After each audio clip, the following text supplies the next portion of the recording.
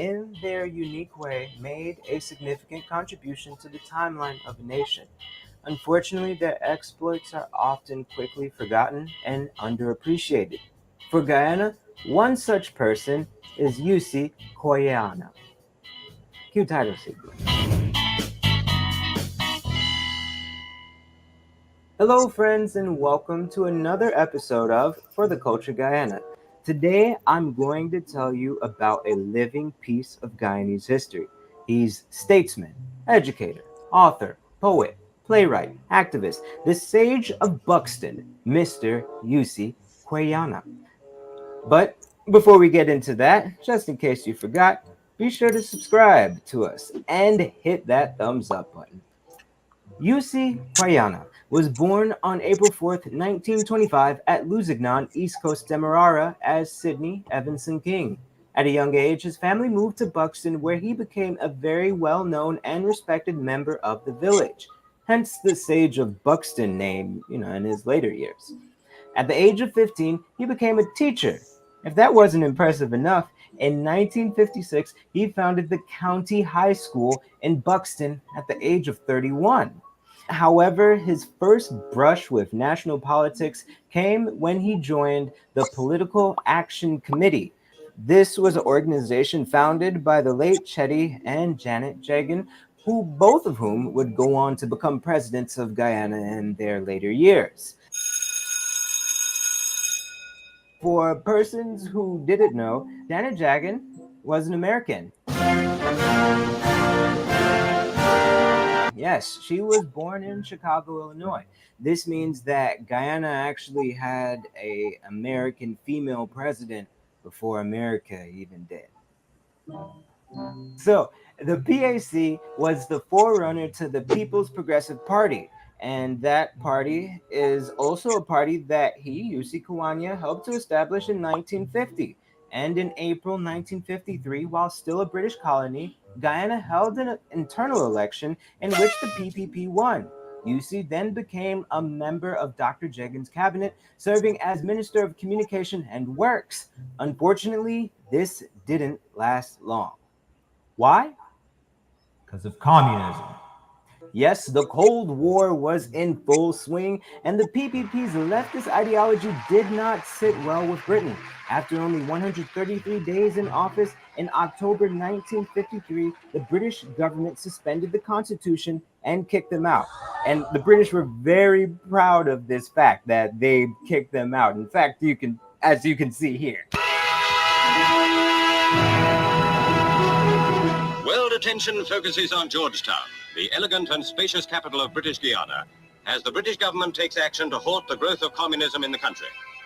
At his residence, the governor, Sir Alfred Savage, here with his wife, directs the maintenance of law and order in the country, now that the Constitution has been suspended. In the harbor, ships of Her Majesty's Navy ride at anchor, and Guyanese children stare with wonder at this new sight. No, oh gosh, you're gonna have the British come after me. Okay, the British are coming. Clearly you don't make a video unless you're proud of what you're doing. Then, out of fear that they would spark political unrest, Kwayana and others were detained by the British Army. In 1957, Kwayana left the PPP over disagreements over whether or not Guyana should choose to join the West Indian Federation. He was actually a deep supporter of the concept, as he was also one of the original intellectual authors of the Pan-African movement in the Caribbean. So much so that in the 1960s, he founded the first Pan-Africanist organization in the Caribbean, ASCRIA. That is the African Society for Cultural Relations with Independent Africa. Because of the People's National Congress's Afrocentric stance at the time, ASCRIA joined forces with them until 1971, when Eusi Kwayana, was expelled from the party. Why was he expelled? Well, it's because he called for shared governance. Now, that's a word that's thrown around a lot nowadays. He was probably one of the first persons in Guyana to actually call for that. He called for a new political system of joint ruling between the two leaders of the two major ethnic groups, the Indo and Afro-Guyanese, with a partition along ethnic lines as a last resort if such negotiations failed. But by recognizing that a racial divide even existed in Guyana, the PNC subsequently accused him of being a racist and dismissed him and the idea, both from the party. In 1974, Askria joined forces with the Working People's Vanguard Party, the Indian Political Revolutionary Associates, and Ratoon to create the Working People's Alliance, a political pressure group that became a political party in 1979. This is the party that famed Pan-African scholar the late Walter Rodney eventually joined. Kwayana served in parliament for several years before he retired in 2002, and in June of that year, he migrated to San Diego, California, where he currently lives. At 94 years old, he still resides in the US.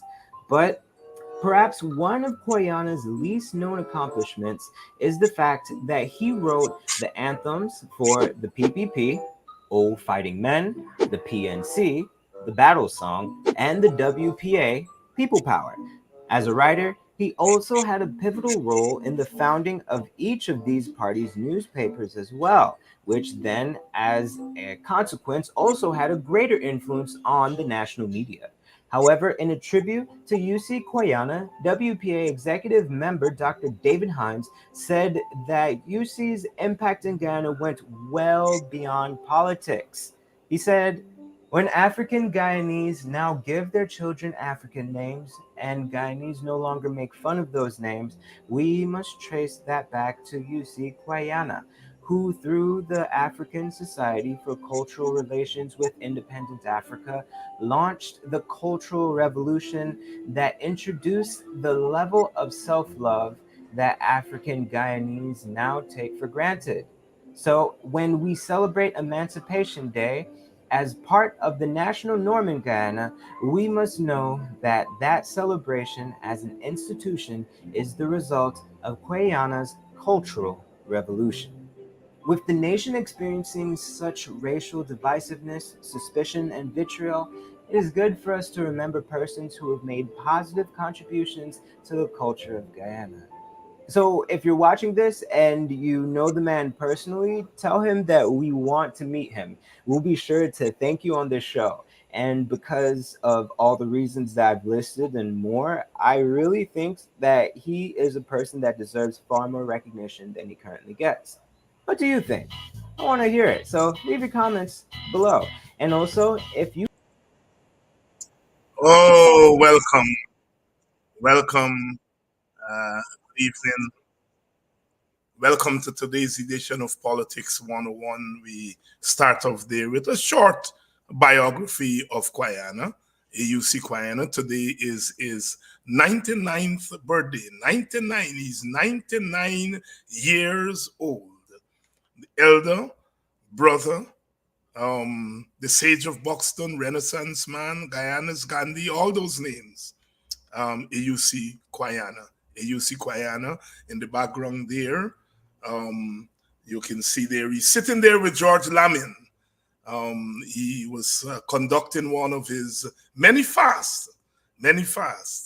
I spoke with him a couple of hours ago. Not a long chat because today's a busy day for him. People are calling left, right, and center. But he's in high spirits, and the mind is as sharp as a razor. And he was sure to remind me that he fasted, political fast, as he called it. We are going to be talking about Kwayana this evening. We have Dr.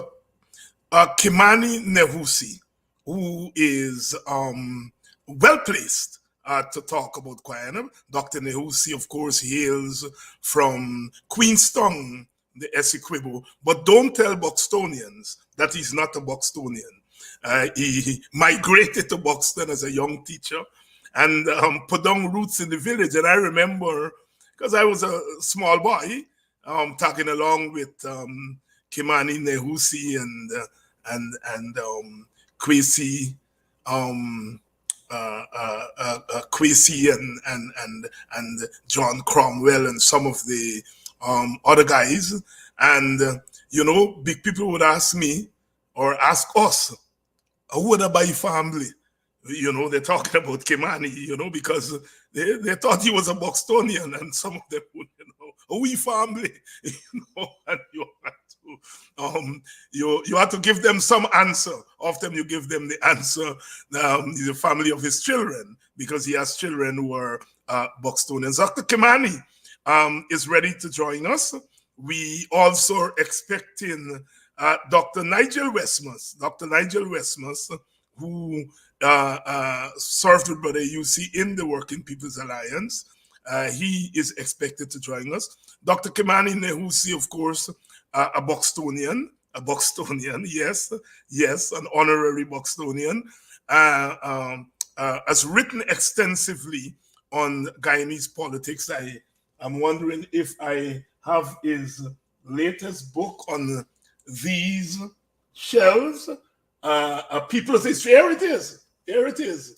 I usually keep on these shelves books that I recently read or I've not read it yet. Very, very large volume. A People's Political History of Guyana, 1838 to 1964. Brother Kimani Nehusi. And it's a book that I recommend highly to you all. I have to do a book club, a book edition of Politics 101. I'll get to it. I have to do a calypso show, podcast, and I'll get to them eventually. I'll get to them. But this is Brother Kimani's book, his most recent book. And in this book, he covers extensively Brother Eusi's political activity, among other things. And so Brother Kimani is well placed to speak on Kwayana, and Dr. Nigel Westmaas is expected to be here also. So please share the link. We are going to be talking about Kwayana. We had a wonderful program this morning on the Guyanese Morning Time with Kedaki, Amsterdam, and so many emotions came through. I was able to share some of Kwayana's activities, and the impression left with the audience is that they didn't know of the contributions, the wide-ranging contributions that Brother Eusi made to Guyana, and there's a conclusion that his contributions are equal to the two maximum leaders, Burnham and Jagan, and we are going to be touching on some of those activities here this evening. So please share the link. And let everyone know that Politics 101 is on.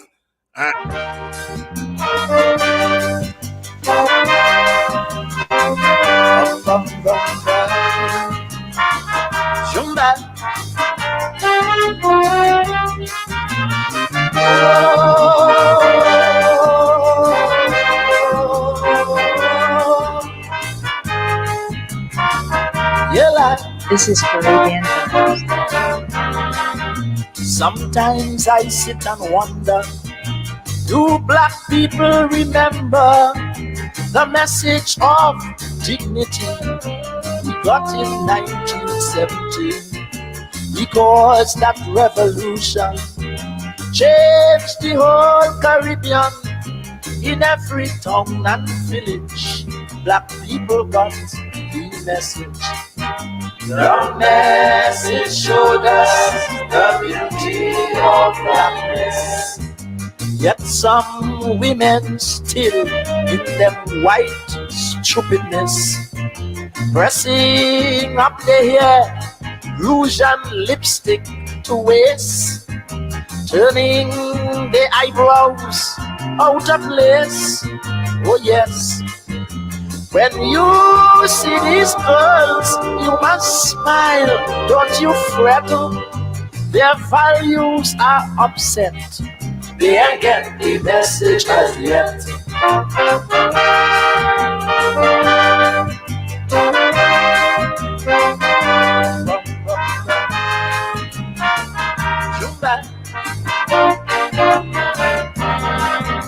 I am uncomfortable with our voice, my people. How long shall we continue to bathe in them white value? Some men are prepared to die wearing English coat and tie. Tchaikovsky, some men prefer rather than their Lord Kitchener. Some still like to work underneath a white cross. Some value their English knighthood and gold cross. Some feel proud when they marry a white lady. Some think Rastafarians nasty, nasty. If the dance playing, so Eusi every set. Don't fret, find a new fet. They ain't get the message as yet. Bum,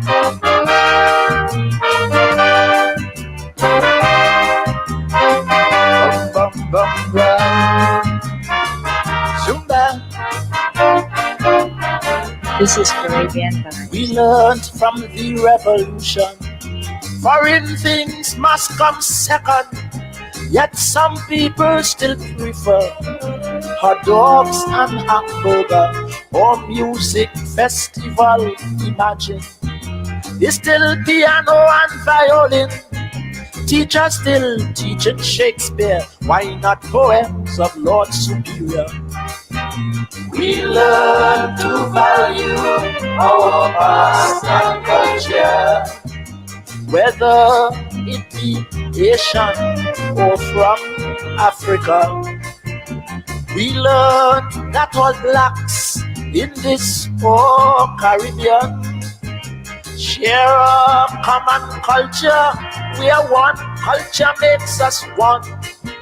So when they ban short shirt from singing in refrain, CDC acting like a jamet, they ain't get the message as yet. They like, whoa, Zumba. Water and Eusi, Kwayana, innocently they suffer socialism. Some say no, some still hate Fidel Castro. To all these folks, brother man, let's stretch our helping hand, so that one day they will see the message of 1970. Awesome guys still call one another ugly. Some bow to the Queen as if she might be.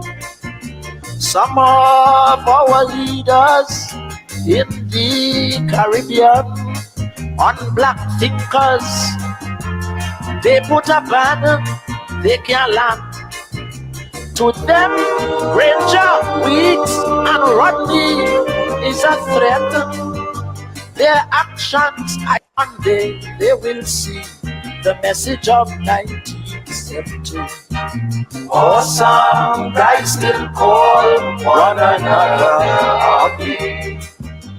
If they suffer socialism, some say no, some say Zumba. Water and Eusi, Kwayana, innocently they suffer socialism. Some say no, some still hate Fidel Castro. To all these folks, brother man, let's stretch our helping hand, so that one day they will see our Caribbean share a common culture, where one culture makes us one. So when they ban short shirt from singing in refrain, CDC acting like a jamet. They ain't get the message as yet. Hear that? Oh, Jumba. Water and Eusi, Kwayana. Innocently they suffer. Socialism, some say no, some still hate Fidel Castro. To all these folks, brother man, let's stretch our helping hand so that one day they will see the message of 1970. Or some guys still call one another ugly. Some bow to the queen as if she might be.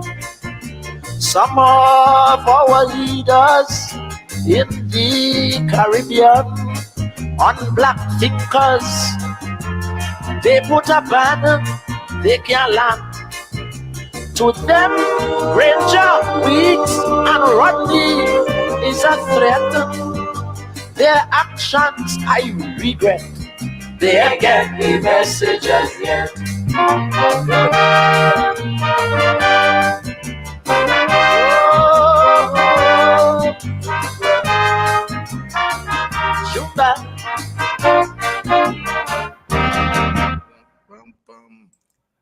Yes, you see why I love being Guyanese and love being West Indian. That music can only come from our Caribbean. Calypso music, you're not going to get it in Calcutta or Mumbai. And even though the roots of the music is in Africa, you're never going to get this kind of calypso in Dar es Salaam or Nairobi. It's we West Indian rub it up together and produce the greatest musical sound in the world. When God was sharing gifts to peoples around the world, he gave us that special gift to take the politics and the culture, wrap it up together in a message that makes you move even as you think. Only we could dance to politics. I love being Caribbean. I love being Guyanese. Some try to get wise people like me and say, you are just a black activist. You get Coco Bay. But I'm black. I'm Guyanese. I'm West Indian. I'm African. I'm New World. When I'm in Guyana, nobody asks me, are you a Guyanese? By the way you come from? Boxing? I'm a Buxtonian. When I land in Piarco, by the way you come from? I am Guyanese. And then I become a Guyanese. And when I land in Brooklyn, by the way you come from? I am from the Caribbean or West Indian. And when I take the plane and I land in in Arizona, I'm a black man. In less than a day, all my identities come to the fore. Good evening. We are talking about Kwayana today. Kwayana, Eusi Kwayana, black man of Guyana. That's what Eusi Kwayana means in Swahili. And he's more than that. I like to say that he's black, he's red, and he's contrary. Black, red, and contrary. Professor Nettleford says, you know, that chaos in order and that order in chaos, only we can deal with it. You know, my friends were telling me the other day, you know, my friend Ramatar and them, you know, so, David, man, you into this race thing, man. You're not a Marxist anymore. Yes, I am a Marxist still. I'm a black Marxist. Chaos in order and order in chaos. I have to be a black Marxist because as a Marxist, when you're black like me, you cannot ignore race. Other ethnic groups can ignore race. They didn't. Their people did not undergo slavery. So whether we are Marxists or conservative or whatever you choose to call us, liberal, we got to add black behind it because we are on a mission to regain what was stolen from us. Kwayana means a lot. We came in tonight there with the song of the mighty Chogdos, Dr. Hollis, Liverpool, the message of 70, referencing Kwayana, referencing Walter Rodney, referencing Geddes Granger McCandle Dagger, and talking about our Caribbean. My guests are ready, and I know you all are ready. Let's give them that politics 101. Some of them are skeptical of politics 101. You know, David talked too much about race. I want to go close to it. You know, so sometimes I don't get the cream of our people on. But when I catch them, and I should lock them off. Dr. Nehusi is coming for the first time. Dr. Westmaas has been here before. Should be here a little bit more often. But we walking on them to let them understand that this is the real revolution. Because I don't want my people to be tricked by mercenaries. I don't want my people to be contrary. So says the great poetic voice of our time, Brother Bob Marley. Let me bring in my guests before they say I keep them waiting too long. Good evening, brothers. Dr. Kimani, good evening. Dr. Westmaas, good evening. Good evening, Dr. Hines. Are you hearing me? Yes, I'm hearing you loud and clear, my brother. Are you Good evening. Dr. Westmaas, I'm hearing you loud and clear. Okay, great. Good evening. Brother Kimani, as I played Chalk Dust there, I remember as a small boy in Buxton, we listened to Chalk Dust. We used to hear him on the radio sometimes.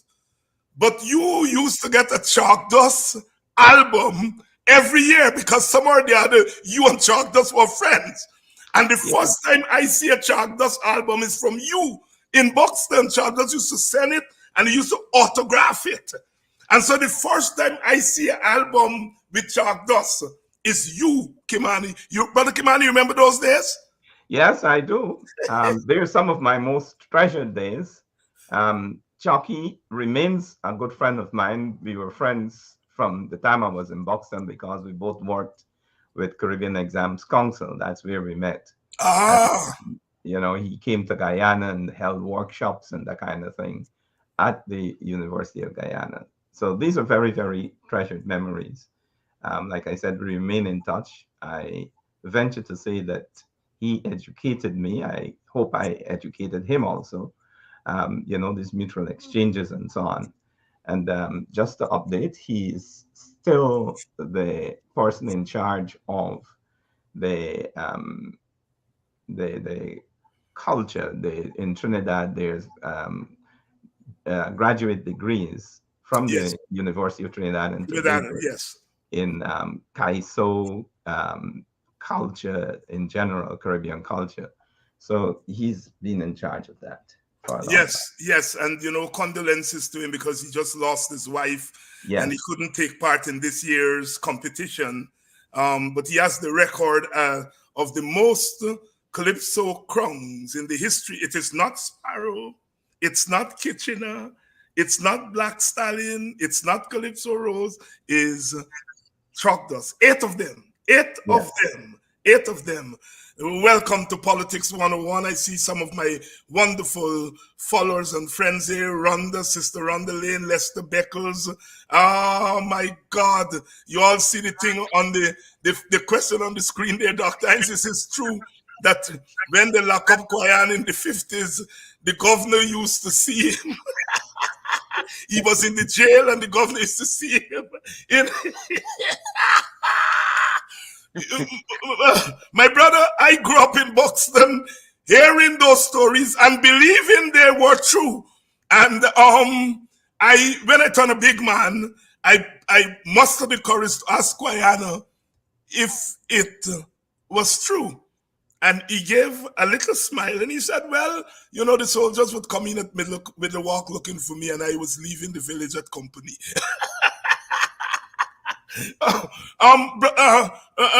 Brother Kimani, you spent time in Buxton. You heard those stories, I'm sure. Yes, and I heard them even before I got into Buxton. There you go. Dr. Westmaas, you heard those stories of the disappearing Kwayana? Yeah, a bat in the roof, a bat. Like a bat. It's a disappearing, turn himself into a bat. Yes. Hey, and I remember in 1976 when he was charged for illegally publishing Day Clean, and there was an arrest warrant for him. Kwayana was in Buxton teaching every afternoon because you're lining in front of county and the big news saying they're looking for Kwayana, but there's this man teaching every. So we come to believe the disappearing and appearing thing more because they're looking for he, and he in Buxton teaching. This man must have superior powers. As I said, I spoke to him earlier today and wish him happy 99th birthday. And he reminded me about his political fast. And I think he reminded me that you, Dr. Westmaas, may have written a paper or something on political fast. Let me pose that first question to you. How important and integral were those political fasts to Kwayana's praxis? Well, first of all, thank you for having me, and also see the debut of Mr. Dr. Kimani, Nehusi.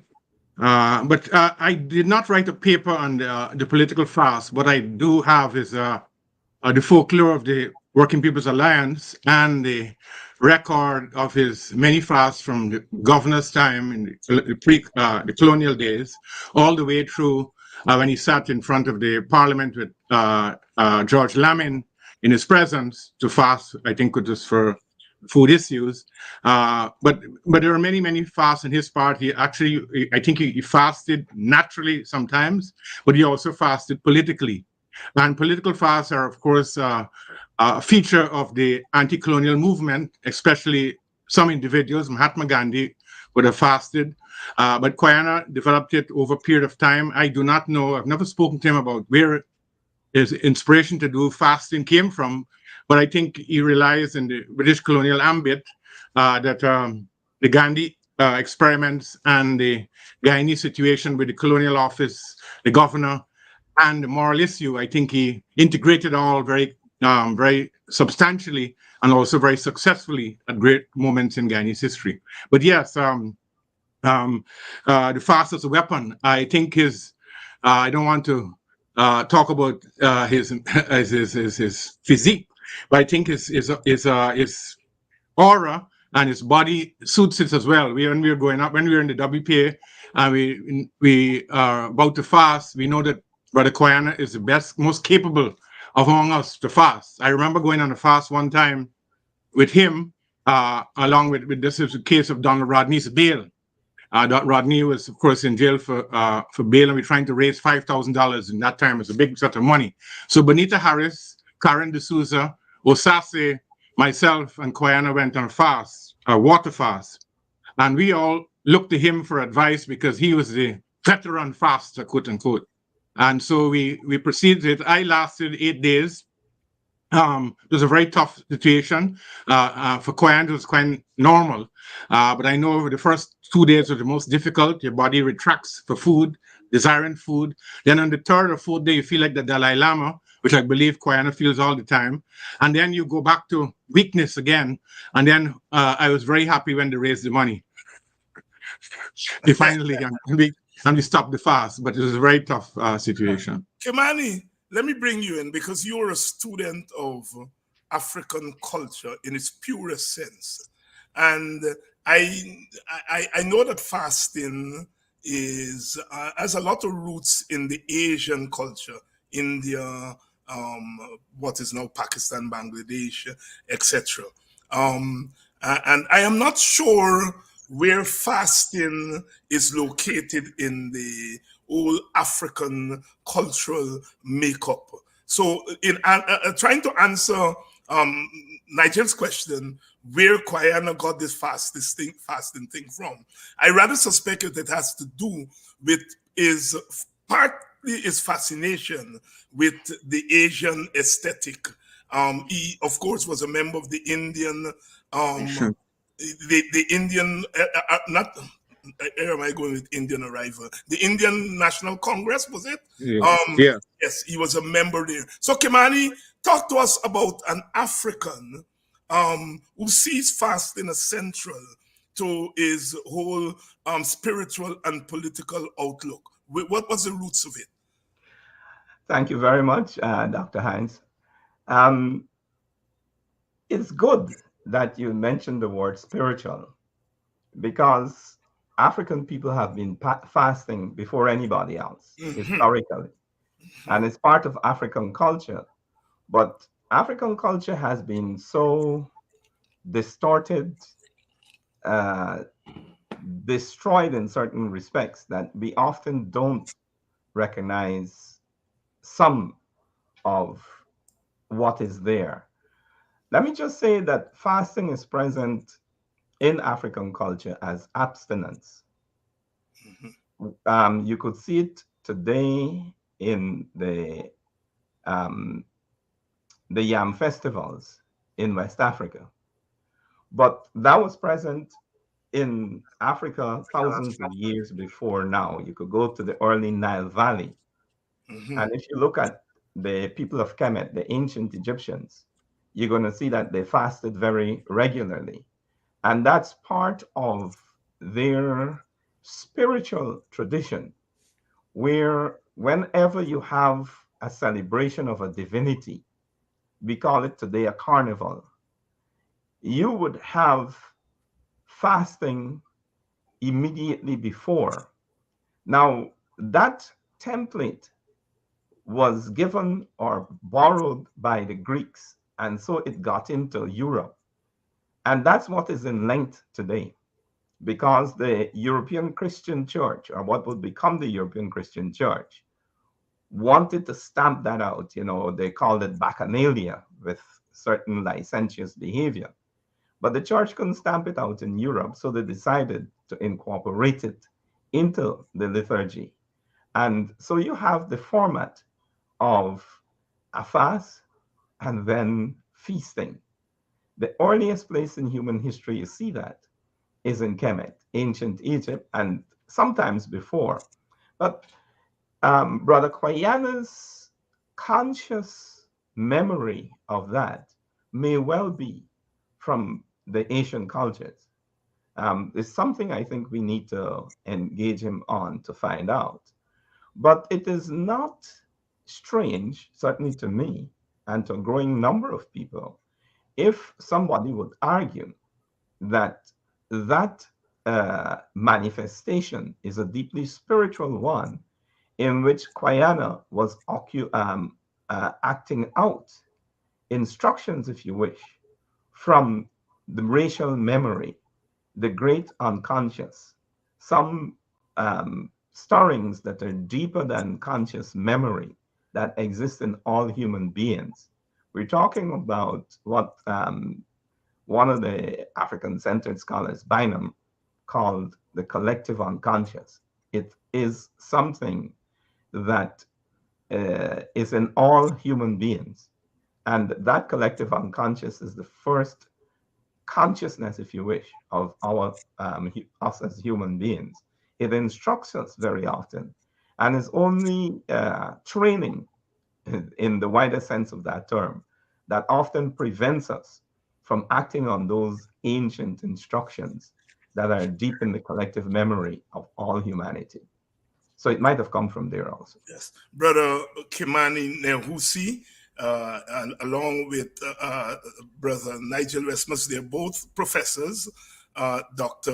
Kimani Nehusi is at Temple University, and Dr. Westmaas is at Hamilton College. And, this morning I was on the Bostonian Morning Time show talking about Kwayana, and I teared up partly as I think about education and Kwayana's role.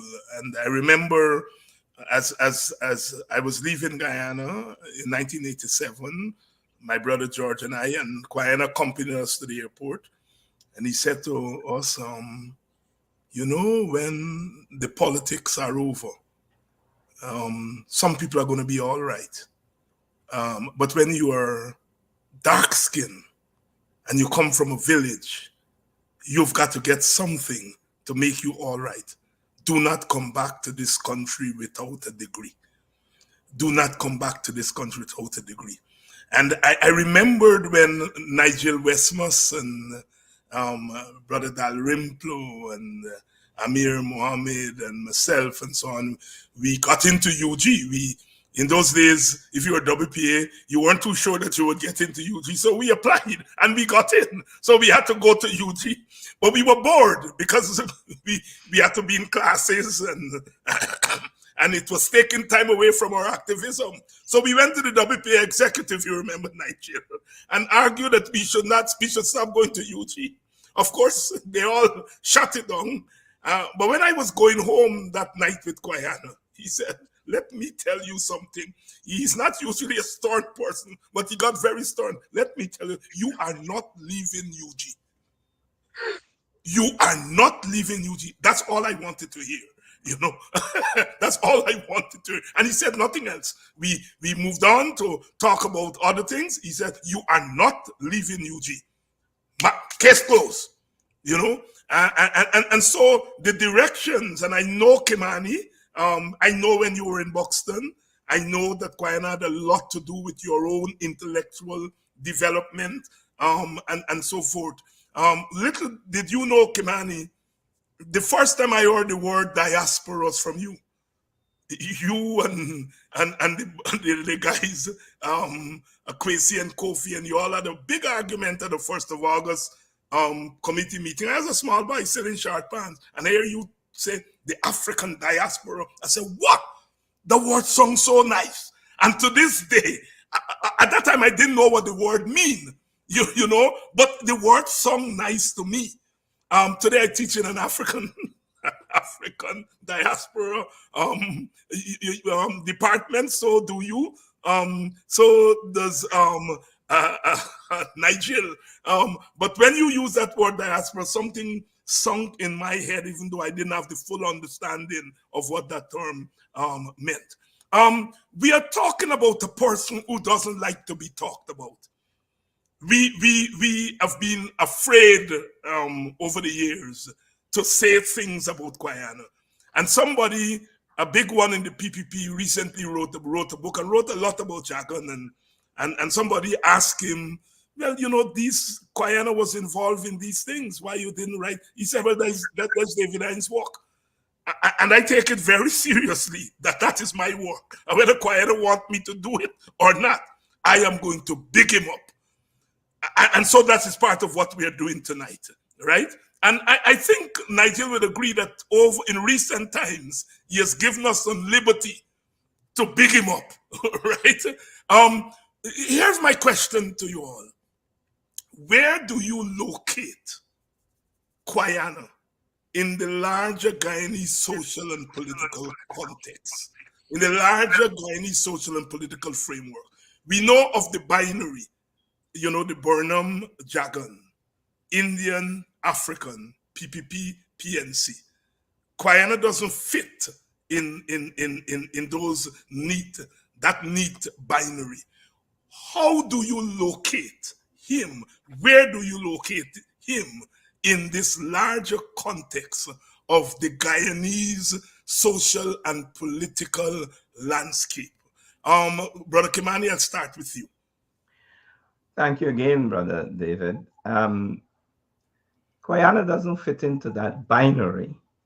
And it's good that you use the word the larger Guyanese social and political landscape, because he's bigger than that binary in many ways.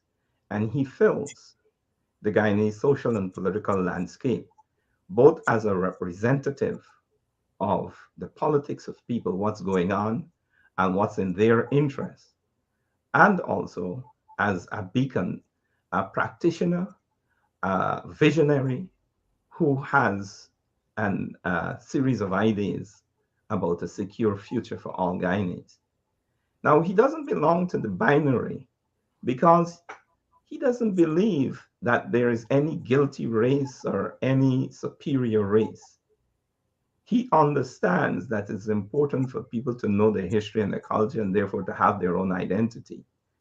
But it's very important that in understanding people like Kwayana and Rodney and others, that we get clear that they were saying it's important for African Guyanese to have our own history and culture. But it's also important for all other groups in Guyana to do the same. And Kwayana's argument, understanding, is that only when African Guyanese and Indian Guyanese and everybody understands their own history, the history of their own people, that we could really begin to build a secure Guyana.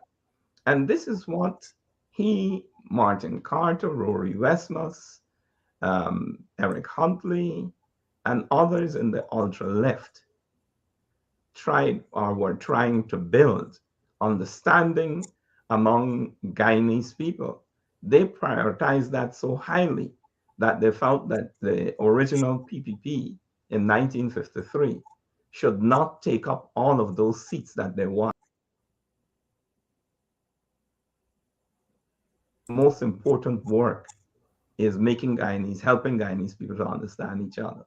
So, yes, Kwayana is very, very important in those respects, but he's even bigger than that because as a fighter for women's rights and for the rights of all oppressed sections of the population, he was there as a doer, not only as a talker.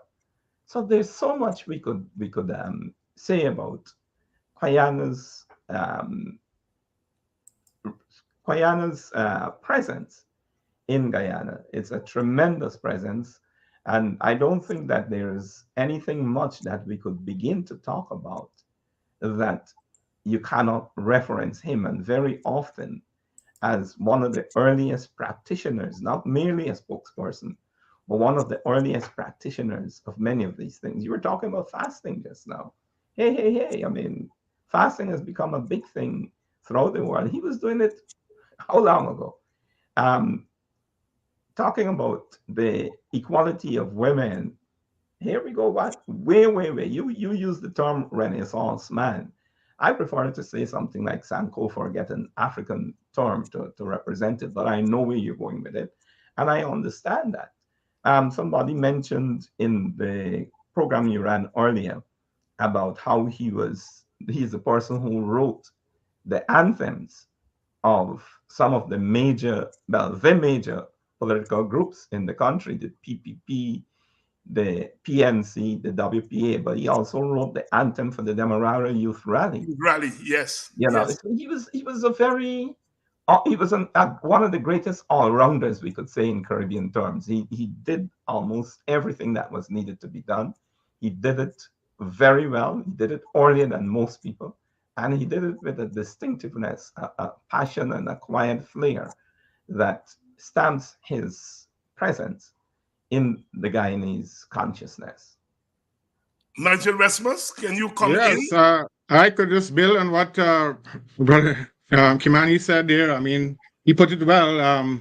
There's not much to add except to say that I think Kwayana was both inside and outside the movement in certain ways, as you indicated earlier. He was before his time in many respects, and Kimani just confirmed that in terms of joining the Indian National Congress at a very early stage, developing a sense of the environment at a very early stage, at the teaching, at the knowledge of teaching as a very important medium of instruction in a colonial society to build character and to build people's values and strength and education in general. He's before his time in health matters in terms of, I understand that he's not a vegetarian. He is somebody who doesn't eat cooked food. And so I think the last time he drank a beer might have been in 1948. So it's a very long time ago. And he's consistently kept that pattern up. Maybe that's why he's so, I was saying to this, somebody that Kwayana would, if you, Kimani, you mentioned the word all-rounder, Kwayana would not be played T20 cricket. He is a Test cricket man, and so he's 99, and he has one more single for 100. And so he's been around a very, very long time, and he's been through everything. He went through the political spectrum. He reacted to some of the political spectrum. I think his trajectory was, as you indicated, the development of all peoples in terms of their own cultures, Indian, Asian, Amerindian, and African. But at some point in the political spectrum, he reacted to a particular trend in the political sphere in terms of ethnic division, and he responded to a strong African persona. But apart from that, he was always, as you said, ahead of his time in terms of women's rights and in terms of walking the streets and meeting people at a direct level, even more than the other politicians. I understand that in the early 1940s, it was Jagan and Kwayana who walked the entire East Coast and elsewhere to meet people and to conscientize them about the colonial situation. So I agree very much that that he was both of the character of the Guyanese situation, but also not of it. And he remains so to this day, very hard to pin down. I've been doing, as David knows, research on his bibliography over a long period of time. And I haven't gone to the end of it yet, and it's building and building, and it's in all spheres.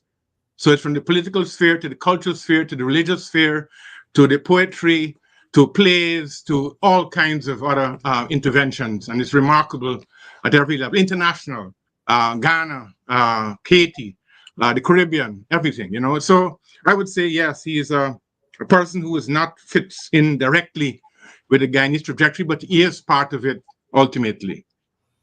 Thank you very much today, brother Nigel Westmaas, brother Kimani, Nehusi. You know, on a program this morning, I made the point that Kwayana opened up space for some of us. I grew up in a household when the split happened between Kwayana and Burnham in 71. My aunt, who raised us when my mother migrated, she took Kwayana aside.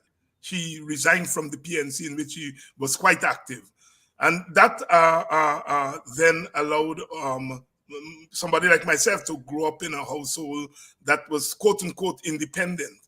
But Kwayana's crucial decision after the split in 1956 to remain in politics, and I think introduce that independent pole in our political trajectory that opened up space for a Walter Rodney to come and find a home, for a WPA to find a space, even for an AFC in recent time to find a space, for all of us who were not part of that binary to find a space in Guyanese politics to express ourselves and to engage in activism, not just at the level of politics, but at the level of academics and intellectualism, that he opened up that space for us, that independent pole in our politics. Brother Kimani, your comments on that, and then back to Nigel Westmaas.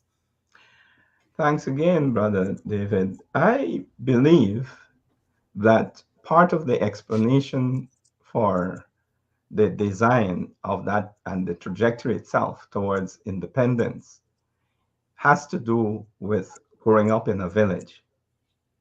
I think that there was a lot of tension between villages and the center. And this tension, and sometimes outright and open disagreement, was also felt in Guyanese political parties like the PNC and the PPP. It's not always been represented for what it is. But we need to remind ourselves that Kwayana has come out of Buxton, which was a very important village, and that's where he learned initial organizing. And you know, somebody like me, one of the reasons why I could adjust so rapidly to Buxton when I was actually prevented from going back to my own village and teach was because Buxton is almost a replica of Queenstown. And you, as an active person, learned how to organize, had a sense of representing your own views. So when you came up against somebody who had a different view, you weren't necessarily disrespectful, but you didn't cave in either. You learned to articulate your own independent views.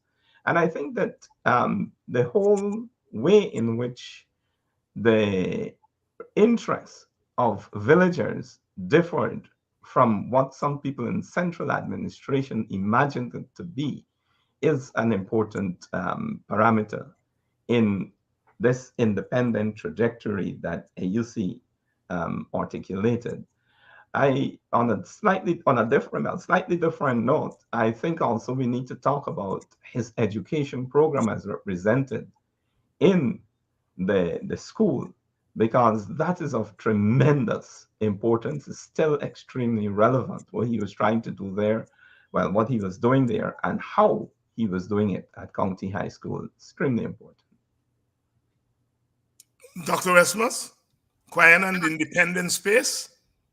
Yes, in many respects, I could focus on the moral space he created. You mentioned the space he allowed for the independent spirit of thought that led to third parties emerging. But at a very personal level and at a village level and education level, he had a moral design, not invented, but organic, that led people to respect his trajectory over a period of time. I know David would know David mentioned about his admonition to him about going back to the University of Guyana. Well, he do that in very soft tones. He has a way of speaking to people that really have a very strong effect on their character and on their development. So I would say that yes, I completely agree about his independent spirit, but also his effect over generations of a moral nature on many people. So much so that people we had a good fear, quote unquote, a good fear of him in relation to things that they do in life. I remember when I was at Tiger Bay in the BP headquarters, noise, when Eusi Kwayana was around, people always appeared to be working, even if you didn't want to work. I wanted to line. You had to be working because I didn't suffer non-workers gladly, and you had to be doing something or other in the office. And so either reading or doing something. So he was like that to everyone. And of course, some people would pretend they're defying him, but then would fall into line, so to speak. I also know that he had even at the public meeting level, he had a very powerful presence among even the party members who would introduce him. I was telling Kimani today that Brother Derek Gravesandi, one of the WPA members who's now in Canada, was chairing a public meeting in Plaisance or somewhere, and he spoke on the lectern. He was introducing Kwayana. He said, good evening, members, citizens, whatever. He said, and Eusi Kwayana is here and he's condescended to speak with you. And Eusi went to the podium and said, contrary to the chairs, it's a great honor to speak with you. And I know Derek slinked away into the corner because he was put down in a very profound way. And Kwayana emphasized that it's an honor to speak to the people, he didn't condescend to speak with you. But Gravesandi, of course, is our good pal. He loved the big words, the flowery language, and he thought he was doing something great, introducing Kwayana in that way. So the moral design and the more organic moral pressure that he had on many generations is very powerful. One last anecdote on that issue. A couple weeks ago, he called me to mention that one of his students from County High, or even at the kindergarten level, I don't know which level, a primary level, is now achieved a remarkable mathematical feat. And if I could pass it on to the journalists in Guyana, it was the fact that this former student had discovered, I don't know the mathematics of it, but it discovered a theorem that was not solved since Archimedes' time. And this guy solved it. And so Kwayana wanted me to project it to the Guyanese nation. So those are some of the impacts he had on many generations of young people and students in very direct ways and sometimes oblique ways, but always presence in Guyanese society. And now at 99, still with us. I want to talk about leadership and his attitude to leadership because I think it's an important aspect of his political praxis. And I'm going to mention a couple of things and then leave it to you, gentlemen, to expand. In 1953, when there was the impasse in the leadership of the movement and the party between Burnham and Jagan, I think it was Martin Carter who suggested Kwayana as a compromise leader. Burnham immediately said, I will serve under him. Jagan remained quiet. Kwayana declined because he said he did not want to be seen to be taking away the leadership work from Dr. Jagan. After he left the PPP in 1956, he had to make a very, very important decision.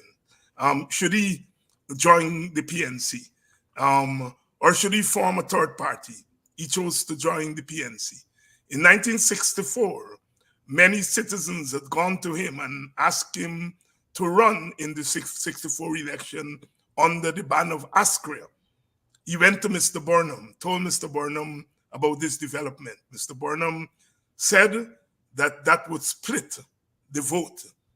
Kwayana said that's all he wanted to hear. He does not want to go down in history as someone who would split the vote. He had an attitude to leaders, this top leader, this maximum leader thing, that in many regards is quite contrary to the popular culture because we are part of a leaderist culture. Yet he survived. Yet he survived in that political format. Brother Kimani and then Dr. Westmaas. Well, he survived precisely because of what we've been talking about before. His tremendous example. He didn't need to be a leader in narrow terms where I'm the president or the chair or some top flight, top rung official of a movement. His leadership by example was powerful and enough. And I think that that's one of the reasons why he survived. And that moral leadership, moral example that he always lived, or at least most of the time, or every time I could remember, he sought to live and succeeded in living, is what would make him refuse the nomination as the leader of the original PPP that you just mentioned. But just after that, when the split had occurred and Burnham and his followers left, Chadi Jagan offered Eusi the role of party chair, and he refused. And it's important for us to recognize what would happen afterwards, where party chair Brinley Ben was appointed as party chair. And even when Ben was defeated in elections for that post as party chair by Balaram Singh Rai, the Jagans annulled that election, did an underhand job, and Ben was installed as the party chair. Look down the line and you're going to see that the party chair has almost always been an African Guyanese with hardly any power, while the other officers, the leaders, were really Indian Guyanese. Now, that's something we could talk about to edify ourselves about the particular methodology. But the point here is that Kwayana refused that kind of role. And I believe that he refused it because it was not something that was morally defensible. I'll leave it at that for the moment. Brother Westmaas? I don't see you, David, but I agree with the characterization of his role as leadership. I don't know, again, going back to what Kimani gave us in terms of the question of fasting, the ancient or collective unconscious. I know Kwayana is well versed in African culture and history. I don't know if the collective nature of some societies in Africa led him in some kind of trend towards leadership councils or debate, deliberation before a leader is chosen. I think maybe that was part of his consciousness from a very early age. But the second aspect of it, though, I think is his organic anti-corruption, corrupt nature. And I think that would have made him see power as very, very queasy towards power in any form. Also, given the multiracial dialectic in Guyana, or the tension, the ethnic tension, which he saw very well. He's one of the greatest readers of ethnic tension you could imagine throughout that long period of time. He always read the moment quite well, both groups, or both main groups. But he also, I think, the cultural aspect of it too. I think he realized that party politics has to go further than just the strict political party impact on the masses. So that is why I think he's both poet and seer and cultural ambassador in terms of promoting, music and also plays in the community. And that is why he always sought after art and things like that. So, and he saw education as a fulcrum of it. So I think he wanted a broader ambit of quote unquote politics as a wider spectrum rather than the narrow one he was encountering consistently, as Kimani and yourself elaborated on, in terms of those various moments when he stood down from the top leadership. So I put it into also his character and his reflexive response to power because of the nature of it and what it meant. And I think his visits abroad might have played a part in that, because he went to Ghana and Czechoslovakia and various parts of the Eastern Europe. And he also had contacts with Caribbean folks, and he knew their character and what power meant in those terms. So I think that aspect has to be assessed. And you, David, of course, are the best person, because I think you're doing I know there are books out in Burnham and a book out in Jagan. We need you to do your stuff. Yes, thanks for the reminder. Nigel, you've introduced a subject which we must get to once we are talking about Kwayana, and that is the issue of race. And I am not going to ask a pointed question, but I'm going to ask you both, and you and Kimani, to elaborate on Kwayana's attitude to race, its thought process as far as race is concerned, race and politics, race and class. It is the area of his political life that I think is still misunderstood in Guyana. But I always say that he is brave because, again, he opened up space for those of us who followed him to discuss the issue of race in a society that doesn't like to discuss race. And even when it discusses it, it doesn't discuss it in an honest way. Kwayana and race in Guyana. Nigel Westmaas and then Kimani Nehusi. Well, you hit most of what I was about to say in terms of the temperature of the time. You're quite correct to say that he's very misunderstood on the racial question. One of the things which I think needs to be elaborated upon is why would an African Guyanese in the 1940s or wherever join the Indian National Congress at a very early age, and saw the necessity to do that? Why did he help to organize a national movement, albeit until its fateful moment in 1953 and then ultimately in 1956? Why would he look at the temperature of 1961 and then decide to take a position on race in terms of African Guyanese? Why would he later on resume the search for racial harmony and racial understanding at a profound level with Moses Bagwan and others in the early stage of the formation of the party through ASCRI and IPRA, and then finally the Working People's Alliance? Why would he continue to proceed on the question of taking on a person who was formerly an ally of Forbes Burnham throughout a whole 2 decades or more, until Burnham's death and even beyond, and still be very sensitive to the issue of race? Why would he tangle, as you said, he's brave, tangle with Indian rights activists who have a particular notion of Kwayana's role, but also the current role, that is contemporary role in the 1990s and elsewhere? And why would he even tangle with other African Guyanese who saw things differently in terms of the PNC in terms of what race, what Africanness means, or Africa means in the context of Guyana. So yes, I would say that he comes across as confusing to many, but he was courageous in terms of raising it. I would say that he's a soft Malcolm X in a certain context.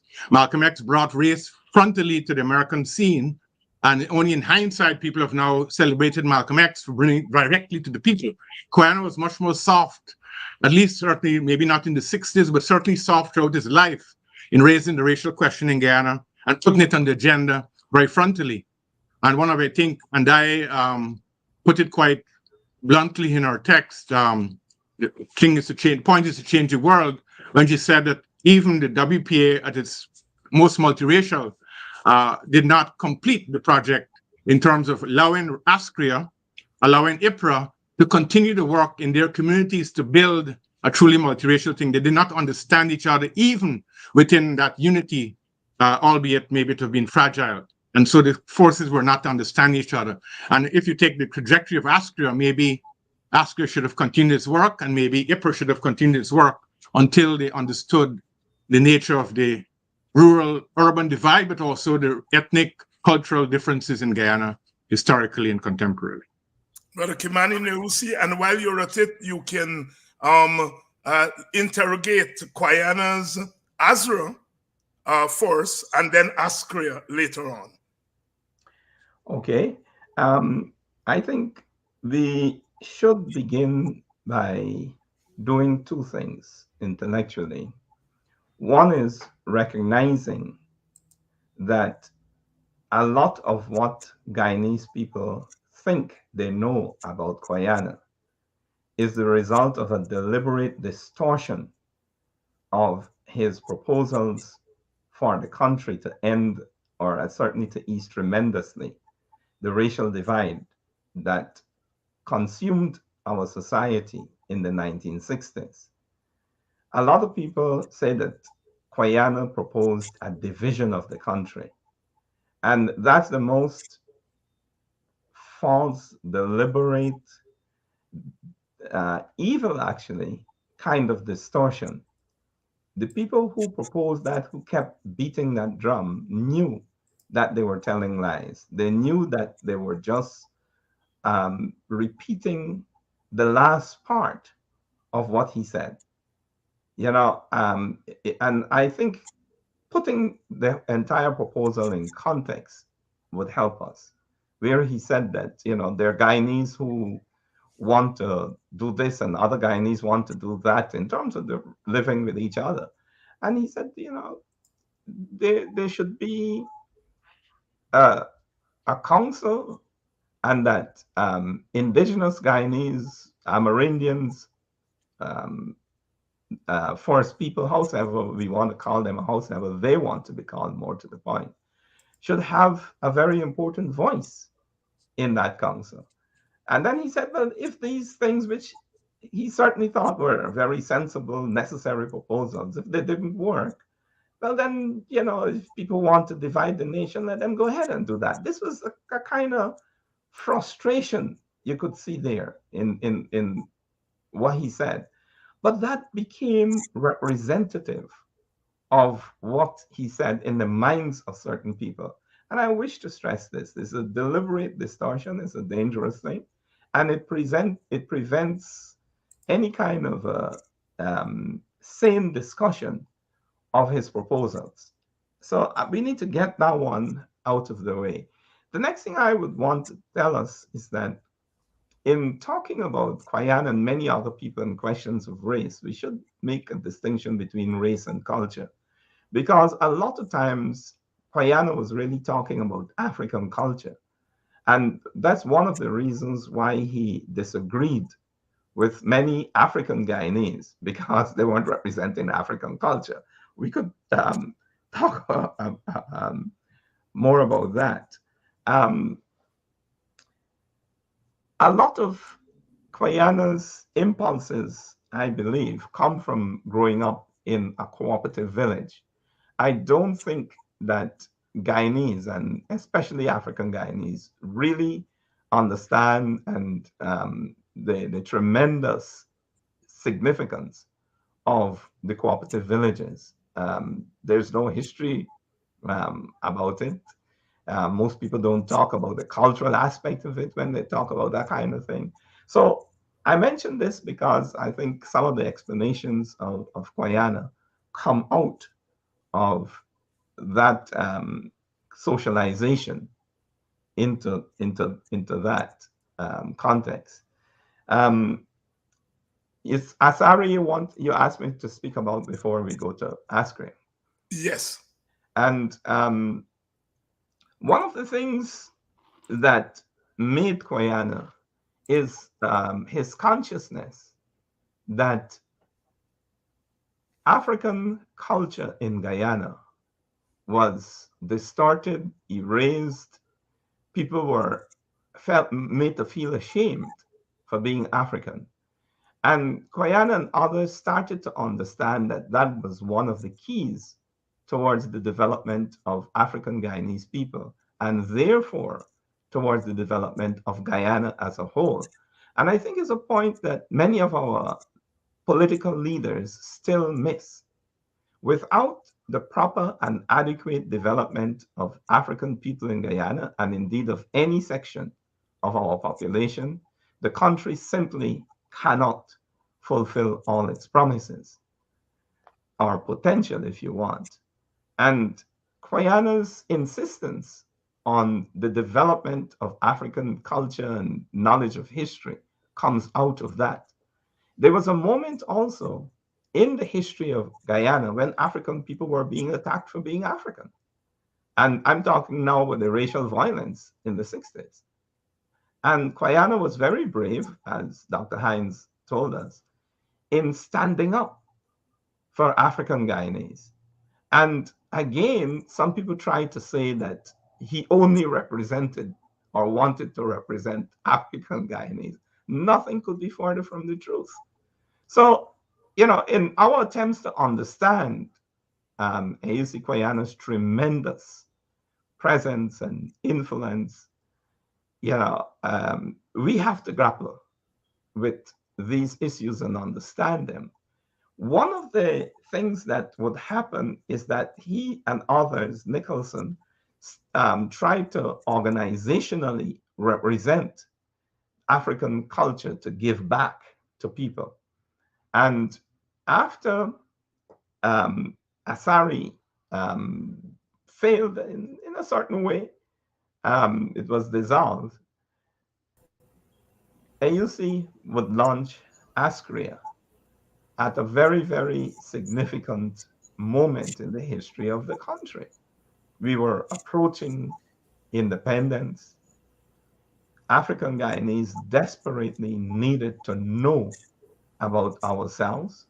And this is the role that Askria sought to play. And, I considered myself a member of Askria. I would lap up all the literature I could get. Whenever I encountered a Eusi, we would talk and so on. And, when I was banned from going back to my own village and I ended up in Buxton, I learned even more there. And, today, I could say without fear of contradiction that generally that's a program that African people are attempting to pursue all over the world, including in Africa itself, where we're seeking to reclaim our history and our culture. It doesn't mean that Askria has had a direct influence on any or all of those people. It might have had a direct influence on some, or indirect through people like me. But, I say that in order to emphasize the relevance of what Askria stood for and was trying to do. If it wasn't relevant to the condition and correcting the condition of African people in Guyana and African people elsewhere, other Africans would not be striving to do the same or similar things today throughout the world. And I think that's a point we need to establish in order to point out the tremendous significance in what Kwayana was organizing to do so long ago. Brother Kimani Nehusi, and he's been a little bit modest there. Brother Nehusi would have done the first African name book in Guyana. I know it well because the one in our village one copy used to be housed, of course, at Kwayana's flat, because he lived in a flat downstairs of the family house. And one was housed in our little home, little house there in Buxton. And when Buxtonians baby born, they would either go to Kwayana place or come to our place and to go through Kimani's book to give their children African names. So Kimani is being modest when he talks about his own role. Nigel, I want you to engage this subject because in many regards, in today's Guyana, we are confronting the same dilemma. How to witness for African dignity and pride, Indian dignity and pride, Amerindian dignity and pride and culture, without offending people, or without people saying you just want to talk about your own race, or you're a racist, which is what some people say. And I'm asking that question because I am saying that Kwayana really fetched that burden for decades. And it has not gone away. Some of his political forebears, his political offspring, so to speak, are still confronted with that dilemma. Nigel Westmaas. Well, first of all, I would say that I have to adopt some modesty here because I'm not at home, and so I don't know the actual feel in the ground directly. I know it because of my experience and contacts and things like that, but I don't know the actual groundswell at the moment and how impactful things are. But I know because of the organizational struggles, the question of reparations and all of the other issues that come into being. I was in Guyana last year for the 200th anniversary of the Demerara enslaved revolt of 1823, the 200th anniversary. And before that, I was in contact with African organizations on some historical material for the project of understanding the potential reparations. You know, Barbados under Sir Hilary Beckles has a whole big project there, and the Guyana leg of it is not very well developed as yet. And again, it runs into the minefields, which you just elaborated on, of being, oh, you're too racialized. What are you working about reparations? What are you talking about? I think it's part of the pattern. It's not about Kwayana. I think it's a part of a pattern of self-abnegation, or what is called the complex of not trying to be African because you fear it, or you want to get away from it for some reason, that you want to be modern. Kimani knows that very well. He has studied that issue through, whether it's through religion or through culture or politics, that there's a trend even in the African community of steering away from Africanness in a certain way. And so Kwayana, I think, was caught in those crosshairs, both then and now that he's away from the situation. He's still faced with it, but now through more modern organizations which are trying to resurrect the African pride, the African community, and not get it co-opted by things. Because the dangers of these issues, whether African or Indian organizations, that the danger is that when they get co-opted, they lose the salience of what it is to be. They can't be bold enough to probe deeper into the African psyche, or they can't be bold enough to probe deeper into the Indian psyche when they're co-opted by states in relation to a political project. And that is what happens in an ethnically divided society, that their tendency to co-opt the various groups. There are some choice words you can use in the American context, which you can use in the Guyana context now. I wouldn't go into it, but there are what Malcolm X would term some folks who do that kind of stuff, largely for economic benefit or largely for social progress, without doing the hard work of understanding their own situation. So I would say I wouldn't put it, this matter, it's around the world. It's in countries like Colombia and Ecuador and elsewhere where African groups are still struggling for that salient. Even in socialist Cuba, where you would assume that the revolution had dealt with the racial issue.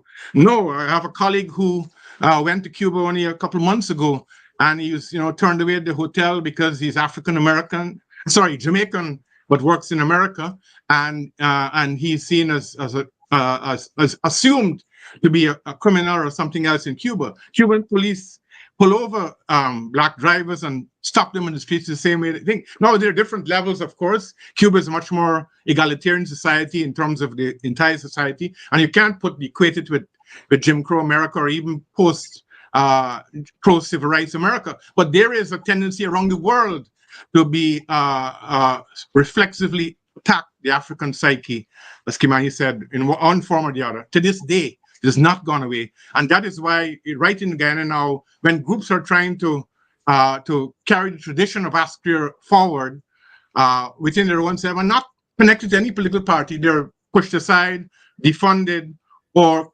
attempts to co-opt them, or build parallel organizations that would give obeisance to the new chief in town and not deal with the real crux of culture, history, and dealing with it in the very way. Even the celebrations for the national event like 200 years after enslavement in the slave revolt, it was divided in terms of who could be speaking and who not, Yeah.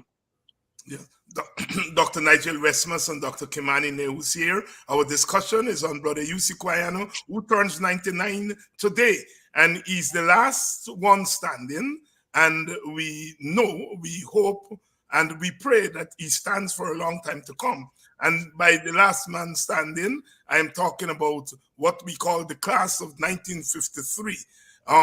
All those freedom fighters from back then, Jagan, Burnham, Carter, Westmaas, your uncle, Rory Westmaas, Janet Jagan, James Phillips Gay, J.P. Latchman Singh, Jaina Ryan Singh, and I know I'm leaving out a whole host of them, Clinton Wong, Hubbard, Brindley Ben, Boise Ramkaran. How can I forget? Boise?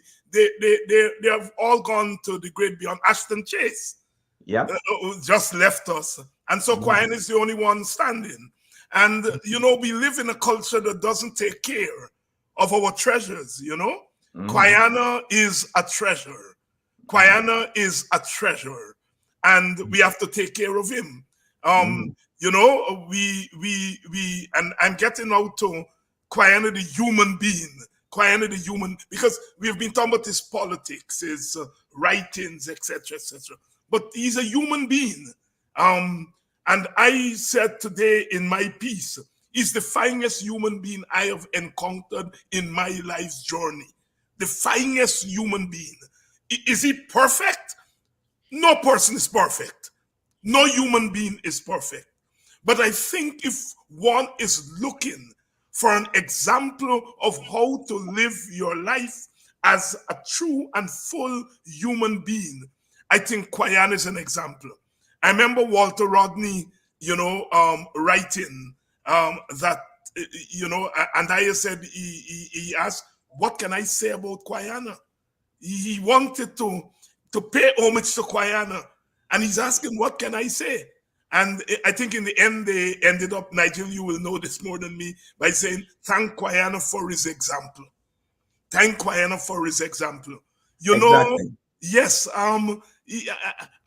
one didn't mind. I didn't drink liquor in front of Kwayana until I was in my 30s.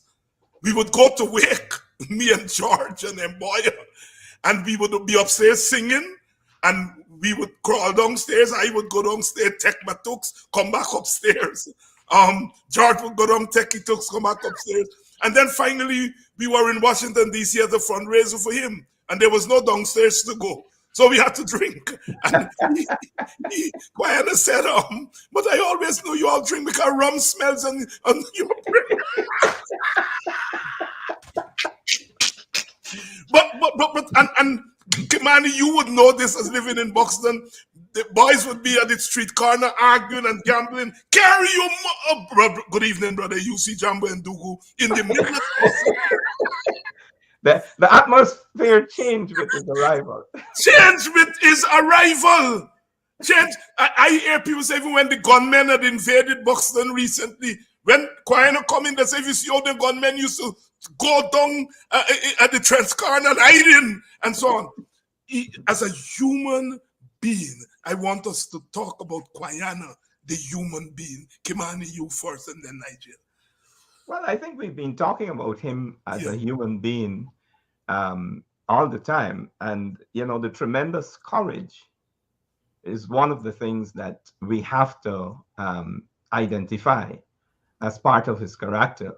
We don't often talk about Eusi Kwayana in terms of courage, but it's very obvious that he had political courage, moral courage, raw personal courage, you know, especially when you see such a frail, soft-spoken, gentle person who did not move out of the way of a discussion, a quarrel, a fight that he felt was an important one.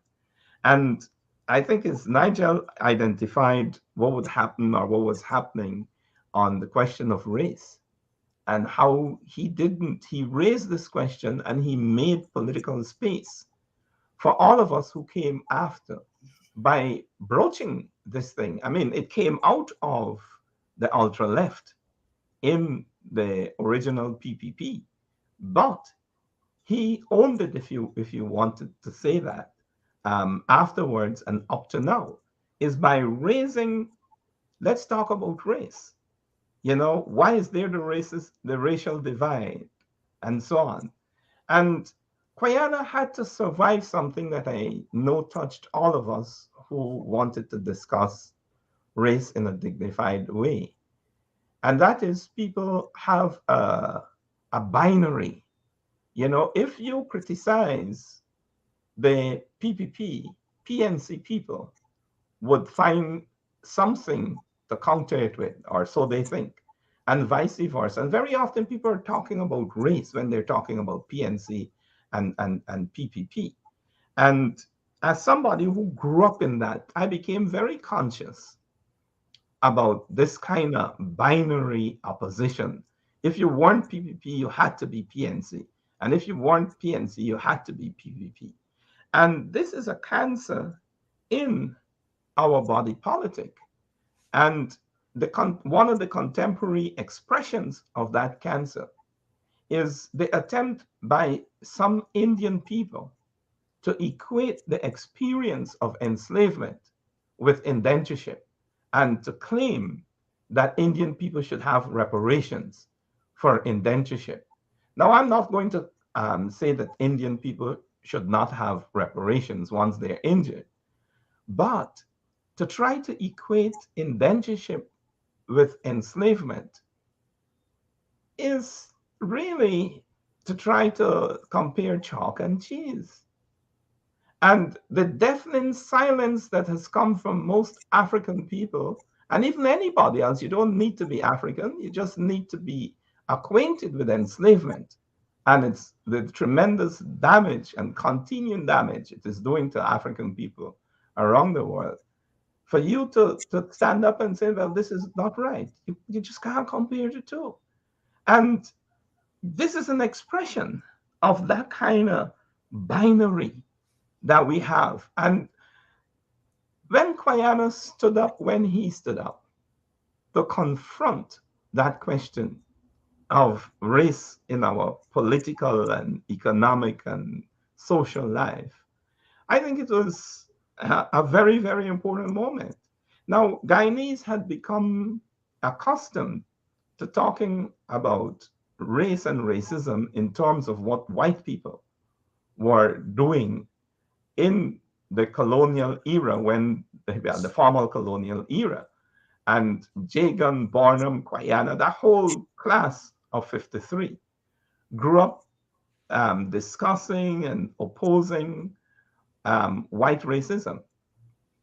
But when Kwayana turned the searchlight on us as a people and said, hey, we got some divisions and some misunderstandings and some weaknesses that we need to talk about. It was a moment when many of us, we weren't prepared for it. The conditioned reflex of attacking the messenger and all of these things started to kick in. And I don't think that we are generally as informed, as understanding, and in one word, as mature about the politics in Guyana to really confront that issue with the honesty, with the desire for change for the better, and with the relevant information that such a tremendous issue really, really demands from us. Our system of education doesn't deliver that. You know, who teaches, African history in Guyana? At what level? Who teaches Indian history? At what level? How is our curriculum organized? You know, these are important issues for us, important questions, because the extent to which the answers are unsatisfactory is the extent to which there's a disjuncture, a discordance between the needs of our people and the system of education that is supposed to be fulfilling those needs. Now, it's scandalous that so long after what we call independence, we have not even organized a curriculum that is designed to move away from colonial education. Let's be clear about that. You know, Yes. and we have deliberately in our country prevented people who could make a difference from taking up positions in the University of Guyana and elsewhere. I could begin with the example of Walter Rodney, you know, and, you know, I hear politicians mourning and carrying on and that kind of thing, but we got to be serious. And people who, you know, make all kinds of excuses must recognize that they're being duplicitous. So I want to close off this contribution of mine on this particular issue by saying that, yes, there's a general anti-African prejudice throughout the world. It's there, you know, and to add something to what Dr. Westmaas said, Fidel Castro pronounced against, you know, the racial bias in Cuba, the anti-African bias. You know, so this is known. And part of the response, I think, has got to be that African people must know more about ourselves, because too often we allow ourselves to be negatively defined, our achievements to be diminished, because we just don't know. And giving us back our knowledge of self is perhaps the single most important thing that could be done. You look at Africa today, Africa is one of the largest continents in the world, second largest, is the richest continent. The people are the poorest. It's the place with the longest history, bar none. The people are the most ignorant of their history. And we could go on and on. Africans invented civilization not once, not twice, but our people benefit the least from civilization. The single most important thing about Africa is that many other nations today are carting away African raw materials. African people do not control their environment because they do not control their minds. Not control their minds. Brother, so giving us back yes, our history and culture, our identity, or us retaking it, now people can't give us back. You got to take it back. That's the single most important answer to our predicament in Africa and around the world. I said I was going to end, but let me just give one more. When I was forced to migrate to the United Kingdom. I remember arriving there, and of course, like a Guyanese person who came out of our political experience, I'm reading the newspapers, and the newspaper that was supposed to be the most progressive, The Guardian, carried a caricature of Chinese technology, a very crude thing, an upturned milk bottle with a long wick leading up some steps, and a man in a mouse suit with a match about to light this wick. Now, that kind of caricature is no longer possible because the material basis for it doesn't exist. People respect Chinese around the world today. They respect China. I don't have to tell us, with all the tremendous potential of African people and of the African soil, if Africa puts it together, how the future of African people and the future of this world will be transformed. We have lost too much indigenous knowledge, so much that even most of us can't even imagine how much our ancestors knew about the world and about human beings and human potential. So we've done it before, and we could do it again. And, you know, liberating the African mind is the key to liberating African people, the continent, and the world. And the world, Brother Kimani, Nehusi, Nigel, Westmaas, as you engage Kwayana, the human being, Kwayana, the person.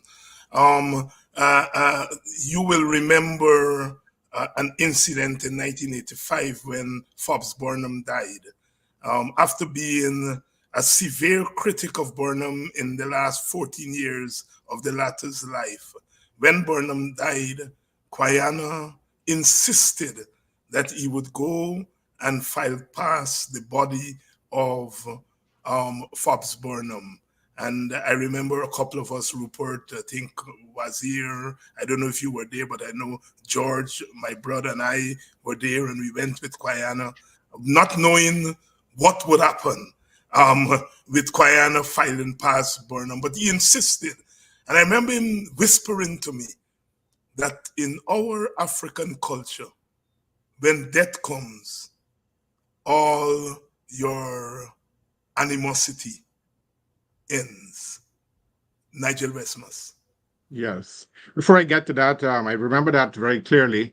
I just want to piggyback off the last thing you said about running for hide from Kwayana. I know that his son, Kofi, wouldn't mind me saying that Kofi used to hide a chicken when Kwayana is on the street, and he would throw it away in the he said one time he threw it away and then went and picked it up back after you see had left the scene. But he would hide the chicken from Kwayana. But yes, Kwayana, the human being, that incident of the Burnham's death is very. I was going to get to it as a matter of fact, because of course Eusi and some of the other people you mentioned, Wazir and others, did file past Burnham's coffin, but he also did it when Jagan died as well. Yes. And even though it was almost automatic, you did for Jagan because of that long history, but he did it for both leaders who passed. And what I mentioned that I'm saying at the same time that I feel there's an edge in Ghana today, which is a malicious edge that doesn't respect elders and doesn't respect the politics of the past. It's an edge that even disrespects people inside the movement. Mm-hmm. I'm speaking principally both parties, but mainly of the ruling party in terms of how they treat political opponents now. There's an edge to it which was not there even under the Burnhams and the Jagans and others. It is a distinct disrespect that is coming out of that mode. There's a new kind of dispensation that came from the 1990s or the 2000s. It's a different type of thing. But having said that, I would just say that to go to your point very quickly, that I see Kwayana in terms of course, the moral angle, but it also is respect for people in the household when he gets into a household. His quiet demeanor, his respect for the women. He would go to try to wash up the wares, not leave it to people in the household to do. He would take off his shoes at all times. He's a great listener. He listens very carefully to what you say before he comments. He was democratic. in a very, very profound way. Yes, he would give an aura of discomfort, or like for them, he once told a good friend of ours, who's a drummer, who has his ways of going and taking his toops and quote unquote liming. He said, our brother, I wouldn't name the person, brother likes the job but doesn't want to work. He wants the job but doesn't want to work. So he had that way of making up people feel uncomfortable without verbal or social or antagonistic violence of spirit. You would do it morally and very easily, and that was a great. I don't see that in replicating any one of the political people in Guyanese history. It is really remarkable. He's also a very hard worker, always clicking away at the typewriter in the WP office. To this day, he's 99 years old today, April the 4th. Today, a letter is in the Starbuck News from him on Haiti. That's remarkable. And I'm saying I'm compiling his work over time, and I haven't gone to the end of it yet because there's so many. He came under so many pseudonyms as well. Adam this, Kangaroo, all kinds of pseudonyms he wrote under, so you have to pull them together. It's very difficult. But every little snippet I get from him is a remarkable snippet of a life really and truly lived at a great and highest moral level. And I salute him for that. Brother Nigel Westmaas there on Brother Kwayana. We have been going for quite a while, brothers. We have not even scratched the surface, but I think we've given our audience enough for them to appreciate and celebrate this important personage. Just your opportunity for your closing thoughts. First you, Kimani, and then Nigel. Well, I am very grateful that you invited me to this discussion, Dr. Hinds. Thank you very much. Salute to our listeners and viewers. It's always an education when you reflect upon important personages in your life. And Eusi Kwayana is definitely one of the earliest heroes for me. Coming from the countryside in Essequibo and first reading about him and then actually meeting him as a small boy, when he came to the village, and then when I was in the teacher's college, he came to talk to us. And, I was a bit surprised that he remembered me from the village, but yes. He didn't forget that my face at all. And the rest of that. But he's definitely somebody who is quietly, almost unobtrusively present in a large way in the history and the consciousness of Guyana and further afield in the Caribbean. I mean, Chalk does referenced him, and many, many people reference him as a standard bearer. And I think it's important that we recognize him. We recognize his many contributions, and we must come to the conclusion that he is so important because he is one of the best of us. And that's one of the statements, the profoundest statements I think we could make about Eusi Kwayana. Simply, he is one of the best of us. And we've got to recognize that. We've got to recognize how and why and so on. And seek to walk in his footsteps, to follow his examples. It would be difficult to go wrong if you did that. Brother Nigel? Yes, only recently I saw a photograph shared by his son of the great Jamaican poet Mutabaruka meeting Eusi Kwayana at his home. Following on what Kimani says about chalk dust, he has been through the Caribbean. He has met in Nkrumah. He has met some of the heads of state. He knew Lloyd Best. He knew all of the Caribbean personages. He knew, as you mentioned, that list earlier, David, all of the main political figures in Guyana. He has seen the best of the world and the worst of the world, and he's still around. So as a celebration of his life, his awareness of the world, which is profound, He's dealing with Haiti now. He's talking about the Congo. He's looking at the developments in West Africa. He's looking at Exxon. He's looking at the environment. He's talking about health. He's remarkable in all facets of life. And one of the metaphors I can take from him for that long lifespan, he once said, and both you brothers know about it, he said one of his first awareness in tangible terms, apart from the collective consciousness that Kimani referred to, was a woman at the market in Luzignan telling him, who's peeling mangoes, telling him, Congo a high nation, Picni, Congo a high nation. And from then, that consecration of Kwayana up to today, now he's using, in Atlanta, he's using Google. And now he could say, Google, tell me what's going on in Niger. Google, tell me what's going on in Senegal. And he responds. And when Google responds, he updates Google, but he also writes. Salute Kwayana, 99. Yes. And in my tribute today, I ended it by saying this. I have had the good fortune of working with and learning from some of the best intellectuals and political minds in Guyana. My experience as a member of the WPA for the last 5 decades has been the finest education in politics and public engagement. In all of this, the persistent example of a Eusi Kwayana has been pivotal. He is the finest human being I've encountered in my life's journey. And I say that from deep within my Guyanese and Caribbean belly. My brothers, and I say brothers in the real sense, I continue to love you all because of the common experience that we all have been through. 50 years, Nigel, 50 years, Kimani. It's that long. We are now big people. But we continue to labor in the vineyards and in the valleys.